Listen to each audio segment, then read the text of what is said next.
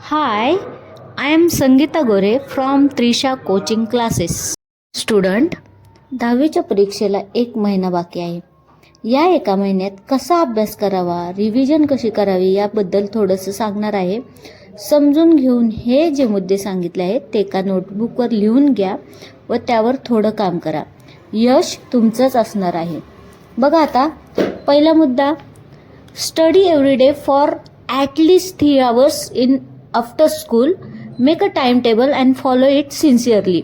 म्हणजे काय तर तुमची शाळा झाल्यानंतर स्कूलमधून जेव्हा तुम्ही घरी याल त्याच्यानंतर तुम्ही 3 तास डेली अभ्यास करायला पाहिजे.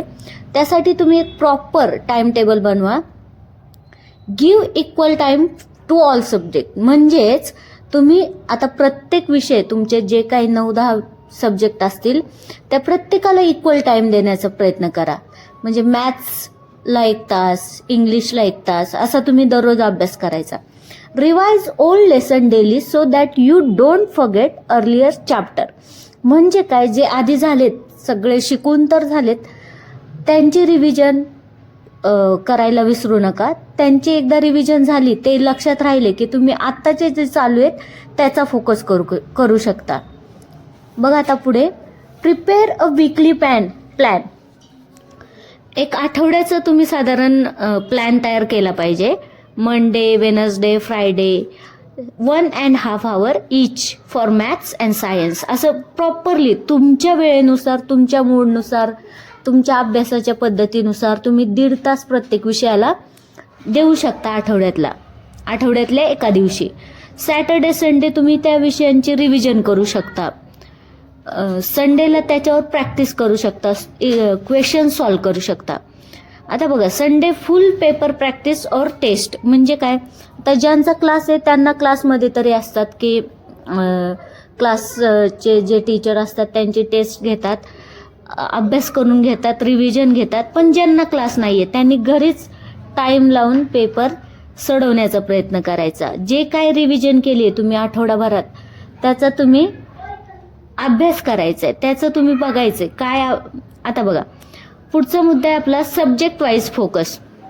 म्हणजेच बघा आता आपण समजा मॅथ्स घेतला तर मॅथ्सचं काय असतं, फॉर्म्युले असतात त्याच्यामध्ये. तुम्हाला फॉर्म्युले पाठ असले तर तुम्ही गणित सोडवू शकता. तर मॅथ्समध्ये कसं असतं, फॉर्म्युल्यानुसार तुम्ही सोडू शकता. रिवाइज फॉर्म्युले daily, solve complete sums neatly, focus more on textbook, solve example.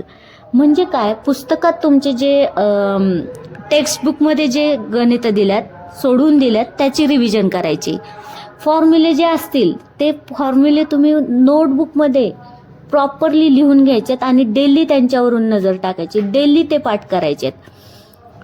जेव्हा तुम्ही ही सवय करून घ्याल डेली करण्याची तेव्हा तुम्हाला एक्झाममध्ये हे गणित ह्या फॉर्म्युल्याने सोडवायचं ते पटकन लक्षात येईल. आता पुढचा मुद्दा बघा, सायन्स जर असेल तर काय करणार तुम्ही. बघा सायन्स असेल तर read the textbook line by line, mark definitions, practice diagram and practice writing chemical reactions.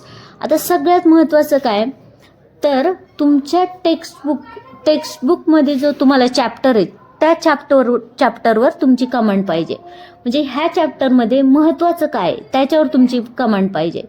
तुम्हाला त्या ज्या डेफिनेशन्स दिल्यात त्या आल्या पाहिजेत. ज्या डायग्रॅम दिल्यात, इम्पॉर्टंट डायग्रॅम तुम्हाला टीचरांनी जे सांगितलेले असतील की हायलाईट ह्या येऊ शकतात, त्यांची नावं प्रॅक्टिस केली गेली पाहिजे. आता महत्त्वाचं सायन्समध्ये काय असतं की केमिकल रिॲक्शन्स थोडं लक्षात ठेवायला अवघड जातात, म्हणून त्यांचं तुम्ही सराव केला गेला पाहिजे.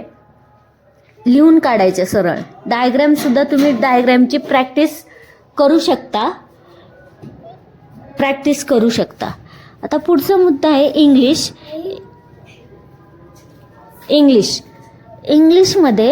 इंग्लिशचं जेव्हा तुम्ही सराव करायला जातात तर ग्रामरवर जास्त फोकस केला गेला पाहिजे. जेव्हा तुम्ही ग्रामरचा अभ्यास कराल, writing skill, letter writing, paragraph, revise grammar जे असेल, तुमचे लेसन आणि पोएम. तुम्हाला आत्ता बघितलं आपण क्वेश्चन पेपर तर ते क्वेश्चन पेपर, ते पॅरेग्राफचे आन्सर आणि पोएमचे आन्सर तुम्हाला तिथं ऑलरेडी कळतं ते लिहायचं. पण जेव्हा तुमचं ग्रामर चांगलं असेल, ग्रामरचे तुम्हाला जेव्हा सोडवता आले क्वेश्चन्स, तर ते तुम्हाला चांगले मार्क मिळवून देऊ शकतात. रायटिंग स्किलमध्ये तुम्हाला चांगले मार्क मिळू शकतात. आता हिस्ट्रीचं बघा, हिस्ट्रीमध्ये काय असतं तर इम्पॉर्टंट डेट असतात, इयर असतात, इव्हेंट असतात.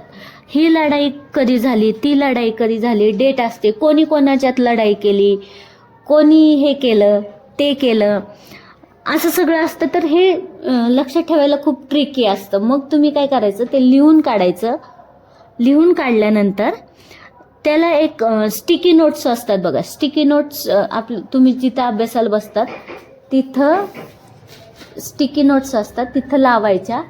आणि त्या लावल्यानंतर तुम्ही दररोज त्याच्यावरून नजर टाकायची, दररोज अभ्यास करायचा.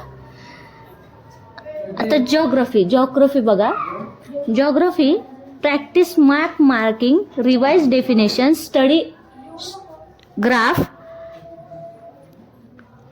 Graph carefully.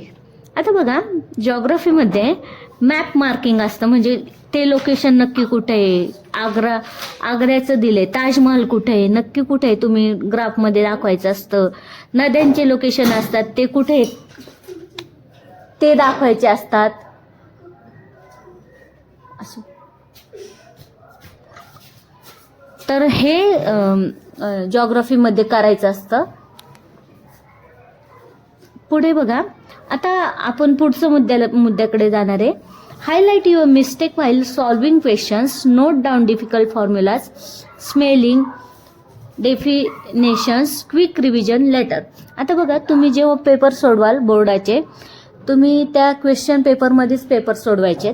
पुढं तुमचे ते पेपर सोडून झाल्यानंतर की तुमच्या त्यात काय चुका झाल्यात त्या नोट डाऊन करून घ्यायच्यात.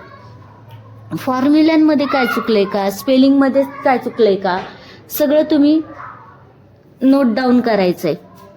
आणि काय चुकलंय एकदा शांतपणे बसून त्याचं ॲनालिसिस करायची की माझं ह्या पेपरमध्ये काय चुकलंय, मग मला काय रिव्हिजन, त्याच्यावर काय मला अभ्यास करता येईल, त्याचा कसा अभ्यास करता येईल, असं बघायचंय. नंतर त्याचे क्विक रिव्हिजन करायची आहे. जेव्हा तुम्ही आता अभ्यासाला बसता तेव्हा काय करायचे, छोट्या नोट्स काढायच्या. इम्पॉर्टंट फॉर्म्युले, डेफिनेशन, डेट्स, तुम्ही एक छोटी डायरी करायची आहे, त्याच्यामध्ये डेफिनेशन्स, फॉर्म्युले, डेट, एक क्विक रिव्हिजन, म्हणजे तुम्ही मैत्रिणीशी बोलताय, एक डायरी काढली, रिव्हिजन केली, TV बघताय, डायरी काढली, रिव्हिजन केली, असं तुम्ही करू शकता. पुढचं, keep solving past board papers, sample papers in 3 hours to improve speed and time management. म्हणजेच काय, तुम्ही आता बोर्डाचे पेपर द्यायचे म्हटल्यानंतर तुम्हाला सराव गरजेचा आहे का, तुम्ही अचानक जाऊन ते सोडवणार आहे नाही, तुम्ही आधीच त्याचा सराव केला पाहिजे. मग त्या 3 तासात मला काय काय करायचंय, कसं करायचंय ते तुम्ही आधीच म्हणजे पेपर सोडून समजून घ्या. तुमचं स्पीड टायमिंग, मला ह्या क्वेश्चनला एवढा वेळ लागतोय, त्या क्वेश्चनला एवढा वेळ लागतोय, तर ते तुम्ही आधी पेपर सोडून समजून घेऊ शकतात. मग जे सोपे क्वेश्चन असतील ते तुम्ही आधी सोडवायचे. जे हार्ड वाटतायत, तुम्हाला मार्क मिळणार आहेत का ह्याचे काही चान्स वाटत नाही, ते नंतर सोडवायचे.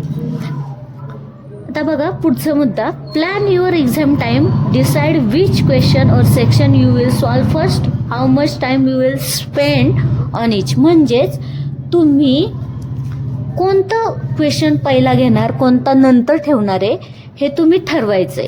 जे सोपे जे मला 100% मार्क मिळवून देणार आहेत ते मी पहिले सोडवणार आहे, जे हार्ड आहेत, कठीण आहेत, ते तुम्ही नंतर सोडवायचे. Start using your stationery power now from now itself, some same pen, pencil, scale, geometry box that you will use in exam. This helps you stay comfortable and confident.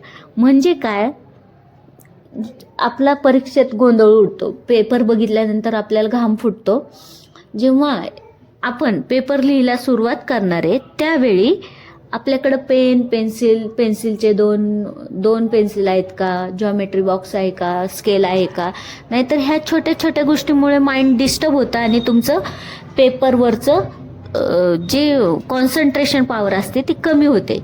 मग तुम्ही काय करायचं आहे की हे स्टेशनरी जी काय आहे ती सेम म्हणजे लागतात त्या गरजा दोन वस्तू तुमच्याकडे असल्या पाहिजेत. पेपरच्या आधी adjust your sleep eating schedule as per the exam paper timing early as possible. म्हणजेच तुम्ही पेपरच्या आधीच, आता काही मुलांना उशिरा उठण्याची सवय असते, काहींना लवकर उठण्याची सवय असते, काहींना रात्री उशिरा झोपण्याची सवय असते, तर तुम्ही काय करायचं आहे की पेपरच्या आधी 1 आठवडाभर 2 आठवडेभर त्या पेपरच्या टायमिंगनुसार तुमच्या सवयी ॲडजस्ट करा थोड्याशा. काहींना दुपारची झोपायची सवय असते, पेपर नेमका दुपारी असतो आणि मग काय होतं त्यांना त्या पेपरच्या वेळात खूप झोप यायला लागते. मग काय होतं त्या पेपरवर तुमचं कॉन्सन्ट्रेशन अजिबात राहत नाही. म्हणून तुम्ही 2 आठवडे आधी काय करायचं आहे, पेपरची जो टाइम टेबल आहे त्याच्यानुसार तुम्ही पेपर सोडवायला बसायचे. म्हणजे तुमचं टाइम टेबल त्या पेपरच्या टाइम टेबलनुसार ॲडजस्ट करायचं आहे. आता हे झालं 1 महिना बिफोर. 1 महिना अगोदर तुमचं पेपरची तयारी अशी असली पाहिजे साधारण. हे आता तुम्हाला समजलंच असेल की आपण कसं करणार आहे पुढे. ह्या ज्या तुम्ही आत्ता ऐकले सगळं ते एका नोटबुकवर नोट डाऊन करून घ्या, त्याचे मुद्दे लिहून घ्या आणि ते अंमलात आणायचा प्रयत्न करा. चालेल, थँक्यू.